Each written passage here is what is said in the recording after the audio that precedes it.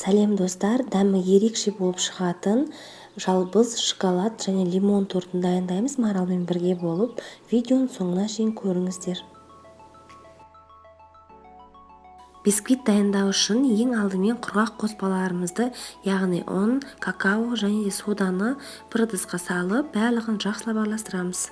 Ыдысымызға жұмыртқамызды, құмшекерімізді және де ванилинімізді немесе ванильный құмшекерімізді салып, барлығын миксердің ең төменгі жылдамдығынан бастап, жайлап жылдамдықты ұлғайта отырып, аппақ көбік болғанша миксерлейміз. Ал осы уақытта біз ыдысымызға, яғни пешке қоятын ыдысымызға сүтімізді, сұйық майымызды және де майымызды салып, барлығын жай отқа қоямыз. Біздің жұмыртқамыз аппақ көбік болып, 2 есе ұлғайып осындай болған кезде қайнауға дейін барған, бірақ қайнамаған сүтті массамызды біртіндеп құя отырып миксермен араластырамыз. Ең соңынан құрғақ ингредиенттерімізді електен өткізе отырып, бірнеше этапқа бөліп қосып, барлығын жақсылап біртекті масса болғанша араластырамыз. Қамырымызды дайындап болған соң міндетті түрде лопаткамен жан-жағын және түбін араластырамыз. Міне сұйықтығы осындай болып шығу қажет.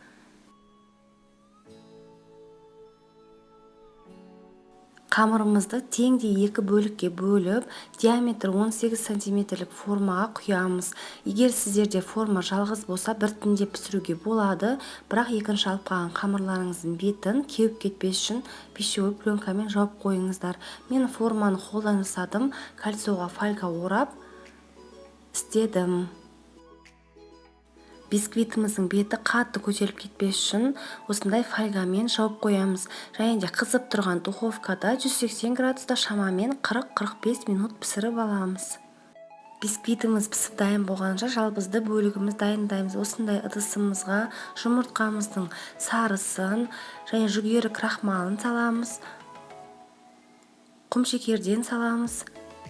Бір лимонымыздың цедрасының жартысын саламыз. Сүтімізді құйып, ең соңынан жалбызды жақсылап жуып, құрғақ салфеткамен сүртіп, осы массамызға қосамыз. Және де барлығын блендердің көмегімен майдалап, езіп, пюре жасап аламыз. Жалбызды массамызды осындай пешке қоятын ыдысымызға құйып, жай отқа қоямыз. Яғни қоюлану керек, градусник бар болса 80 градусқа дейін апарып. Мен сіздерге столдың үстінде көрсетемін, бірақ сіздер бұны міндетті түрде пештің үстінде істейсіздер.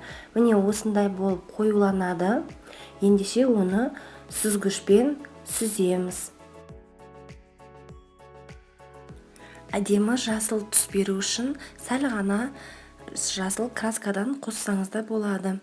Барлығын араластырамыз және де міндетті түрде 20 минут бұрын бұқтырылған желатинімізді микротолқынды пеште 2-3 секундқа қойып ертіп аламыз және осы массамызға құйып, барлығын бір текті масса шыққанша араластырамыз.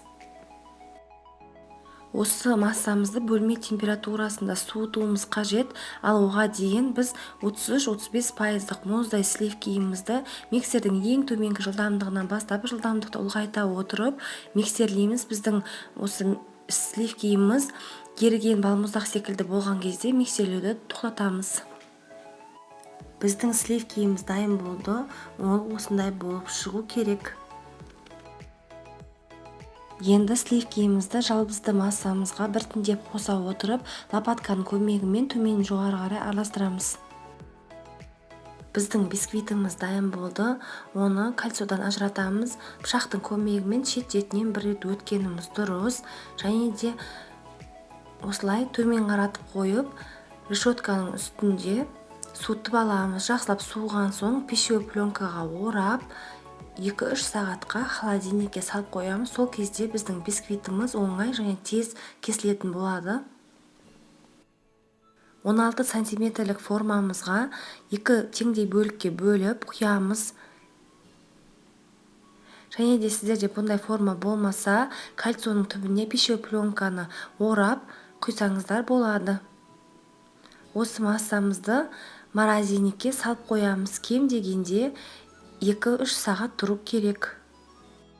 Менде әр қайсысы шамамен 220 граммнан болды.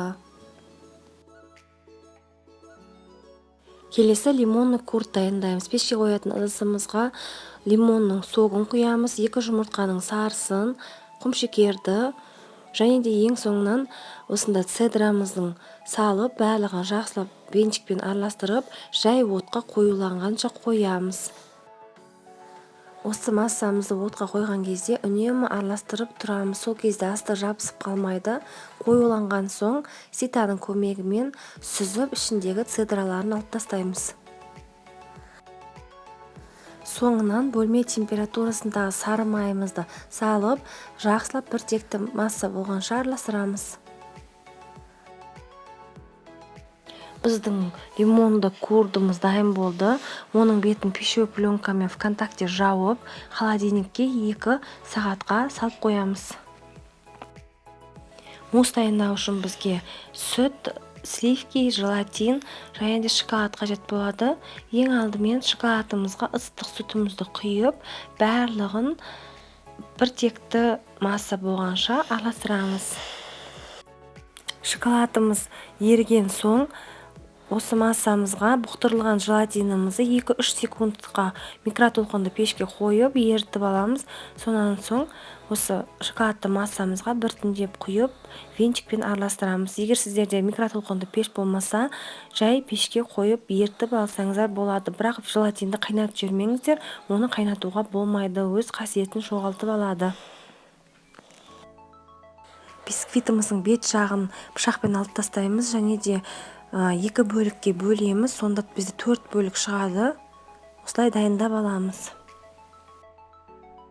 Мұздай холодильниктен шыққан 33-35% сливкиімізді миксердің ең төменгі жылдамдығынан бастап, жайлап жылдамдықты ұлғайта отырып, еріген балмұздаққа ұқсаған масса шыққанша миксерлейміз. Біздің сливкиіміз дайын болды. Енді суыған шоколадты массамызды біртіндеп құя отырып, миксермен жайлап ең төменгі жылдамдығында араластырамыз. Немесе венчиктің көмегімен араластырсаңыздар да болады. Біздің шоколадты массамыз дайын болды. Енді морозилкаде тұрған жалбызды бөлігімізді аламыз, формадан шығарып, дайындап қоямыз. Тортымызды жинауға кірісеміз. Қатты подложкамызға бисквитімізді қойып, бисквиттің сыртынан ацетатный пленка төсеп, оның сыртынан осыдан кальцоны төсеп дайындап аламыз. Енді холодильникте тұрған мұздай лимонный курдымызды аламыз және 10 минут бұрын шығарып қоямыз.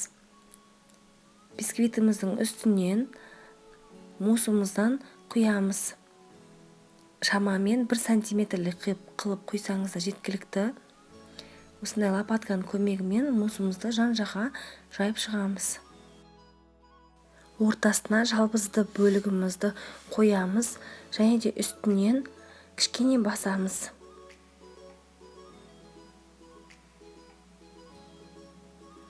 Қайтадан мусстан құямыз. Және лопатканың көмегімен барлық жеріне бірдей қылып жайып шығамыз. Бисквитімізді қоямыз және үстінен кішкене басамыз. Лимонный курдымызды үстінен құйып, яғни шет-шетін жеткізбейміз, тек қана орта жағына құямыз және қасықпен жайып шығамыз. Үстінен муссымызды шетінен бастап құямыз және біртекті қылып жайып шығамыз. Бетінен коржымызды қоямыз және кішкене қолымызбен басамыз және барлығын тура бірінші коржды қойғаннан кейін қалай жасасақ, тура солай құйып барлығын жасап шығамыз. Және де менің каналыма сіздер тіркелмеген болсаңыздар, тіркеліп, қоңыраушаны басып қоюды ұмытпаңыздар. Ең соңғы коржымызды қойған соң бетін пищевой пленкамен жабамыз. Себебі холодильникте біздің тортымыздың беті кеуіп кетуі мүмкін. Кем дегенде 8 сағатқа холодильникке қоямыз, яғни муссымыз қатып, тортымыз кішкене пропитка алу қажет. Тортымыз холодильникте 8 сағат тұрған соң кальцонымызды алып, Осындай ацетатный пленкамызды алып тастаймыз және тортымызды осы күйінде пайдалана берсек болады. Бірақ мен бұл туған күндік торт болғандықтан сыртын осындай крем-чизбен қаптайтын боламын. Бұл крем-чиздің рецепті менің каналымда бар. Описанияда ссылкасын қалдыратын боламын.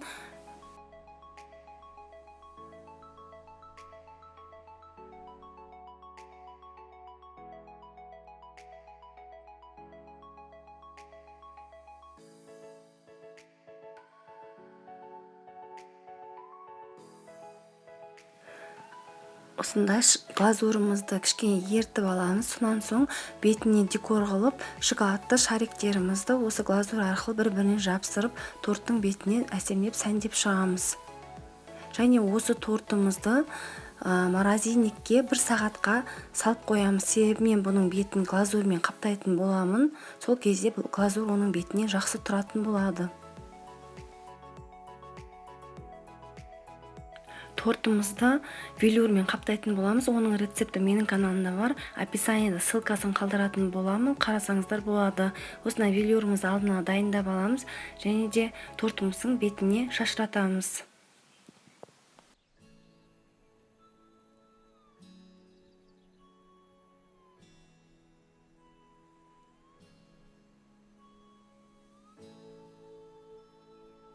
Біздің жалбыз қосылған өте ерекше дәмді, балғын, жұмсақ тортымыз дайын болды.